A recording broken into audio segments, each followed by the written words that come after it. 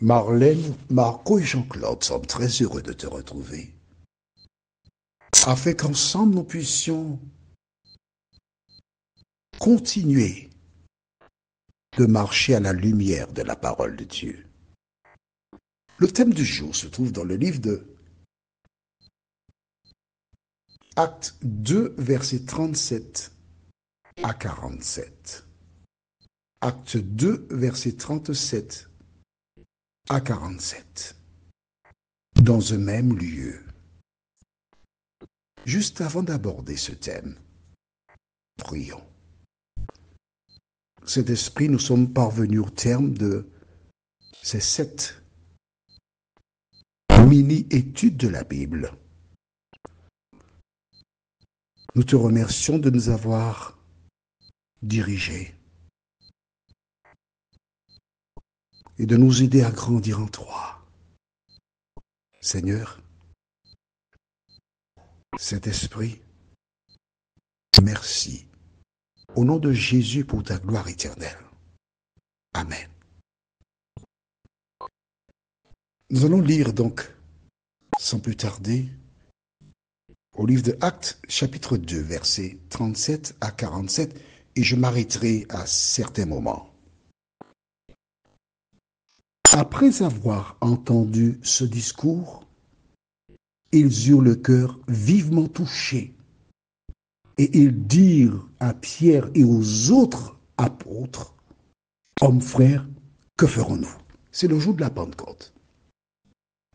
Le Saint-Esprit est descendu sous forme de langue de feu sur les personnes qui étaient présentes. Et elles commencèrent à parler en langue. Alors attention, des personnes déclarent que si tu ne parles pas en langue, tu n'as pas le Saint-Esprit. C'est une erreur. Parce qu'en fait, laisse-moi t'expliquer très rapidement. Au départ, Jésus a dit, restez à Jérusalem afin de recevoir ce qui a été promis. Que se passe-t-il? La Pâque, c'est une fête instituée qui existe depuis l'Ancien Testament. Et la Pentecôte, oui, le nom Pentecôte, ça existait déjà, c'est 40 jours après la Pâque. Donc, des Juifs qui étaient venus de différentes parties du monde étant présents à Jérusalem, Dieu, dans son planning, voulait que ces personnes soient évangélisées, on va dire ça ici, d'accord? De telle sorte que lorsqu'ils ont parlé en langue, les personnes présentes, il faut lire ça dans Acte 2 dès le début, ils ont fait une déclaration. Bon, écoute, on va voir, hein, tout simplement. Nous allons lire dans la Bible, même chapitre, verset 7. Acte 2, verset 7. C'est juste pour éclairer celles et ceux qui ne vont pas lire dans la Bible, parce que veux-tu? Il y a toujours des personnes qui ne vont pas lire. Acte 2, verset 7. Pour ceux qui ont la Bible, c'est le même chapitre, nous lisons. Ils étaient tous dans l'étonnement et la surprise, et ils se disaient les uns aux autres, voici ces gens qui parlent, ne sont-ils pas tous galiléens? Et comment les entendons-nous dans notre propre langue à chacun dans notre langue maternelle? Qu'est-ce que ça veut dire? Ça veut dire que les personnes qui étaient venues de Martinique, qui étaient à Jérusalem et qui attendaient la Pentecôte, puisqu'elles étaient venues pour la Pâque, donc elles attendent la Pentecôte pour rentrer chez elles. Elles ont entendu un créole martiniquais Pierre parler. Ceux de Saint-Domingue ont entendu un espagnol. Ceux qui venaient d'ailleurs en anglais et autres. Donc on voit que parler en langue, c'est une langue connue et parlée par des personnes. Ce n'est pas des choses que des gens ne savent même pas ce qu'ils racontent. Non, d'accord? Donc quand ils ont parlé sous l'influence du Saint-Esprit, alors le Saint-Esprit est entré chez les disciples, notamment Pierre. Le même esprit est entré chez ces personnes. Elles ont entendu, elles ont compris. Parce que Jésus savait qu'une fois qu'elles repartiraient chez elles, elles proclameraient l'évangile. Voilà pourquoi les choses se sont passées ainsi.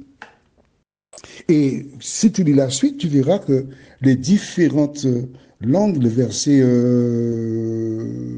jusqu'au verset 11, on mentionne les langues dont il était question. Quand ils ont entendu ce discours, au verset 37, on revient, ils eurent le cœur vivement touché et dirent à Pierre aux apôtres, hommes frères, que ferons-nous? Qu'est-ce qu'il nous reste à faire? Verset 38.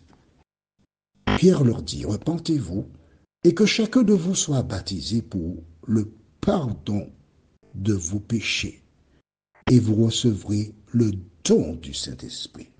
Pourquoi? Quand Jésus a été baptisé, rappelle-toi, le Saint-Esprit est descendu sur lui sous forme de colombe à partir du baptême de Jésus. Tout baptême qui est réalisé au nom de Jésus, le Saint-Esprit descend sur la personne. Attention, attention. Tu as bien vu? Repentez-vous et que chacun de vous soit baptisé pour le pardon de vos péchés. Qu'est-ce que le péché? C'est la transgression de la loi. Pour être pardonné de tes péchés, que dois-tu faire? Confesser tes péchés, abandonner tes péchés, c'est-à-dire ne pas recommencer. Et à ce moment, lorsque tu suis ce protocole-là, tu reçois le Saint-Esprit. Est-ce que c'est clair pour toi? Il y a beaucoup de personnes qui prennent des bains. Ce n'est pas un baptême. Pour être baptisé, il faut se repentir, il faut abandonner le péché, et après tu te fais baptiser. Par exemple, si tu vis maritalement, tu as une petite concubine, tu ne peux pas être baptisé. Il faut choisir entre les deux.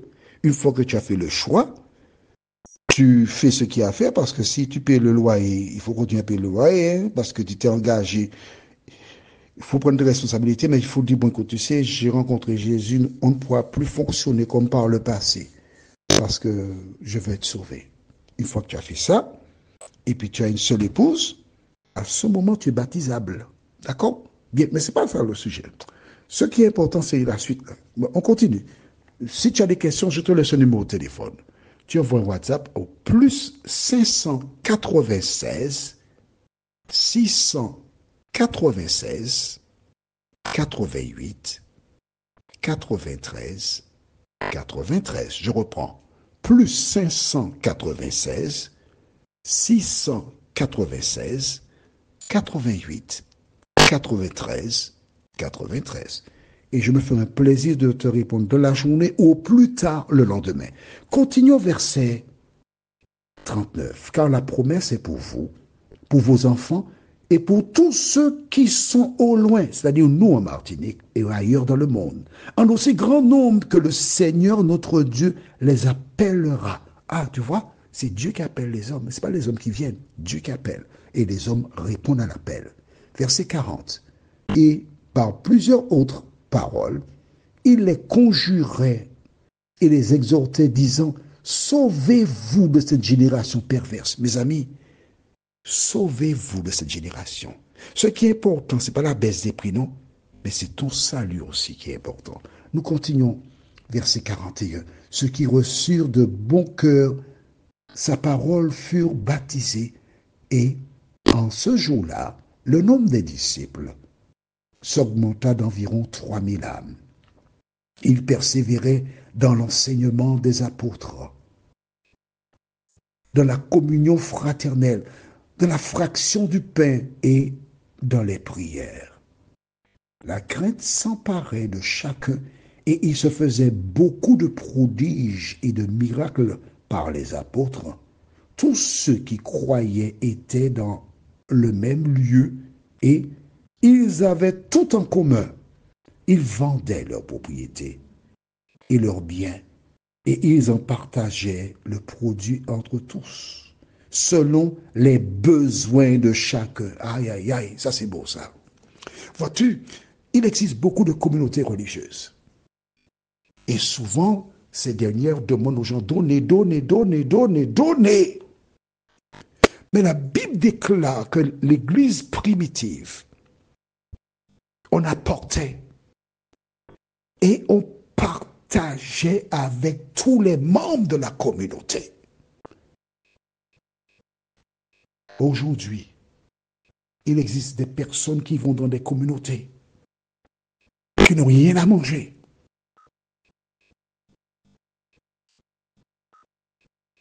Qui sont dans le besoin.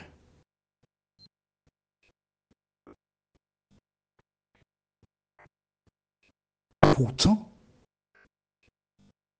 le modèle biblique est là. L'heure est venue. Tu sais lire, tu as écouté l'audio, tu as vu. Va voir ton pasteur ou ton dirigeant spirituel et dis-lui que l'heure est venue d'appliquer ce que dit la parole. Il faut faire un recensement pour connaître quels sont les membres de notre communauté qui sont dans le besoin et leur donner la main.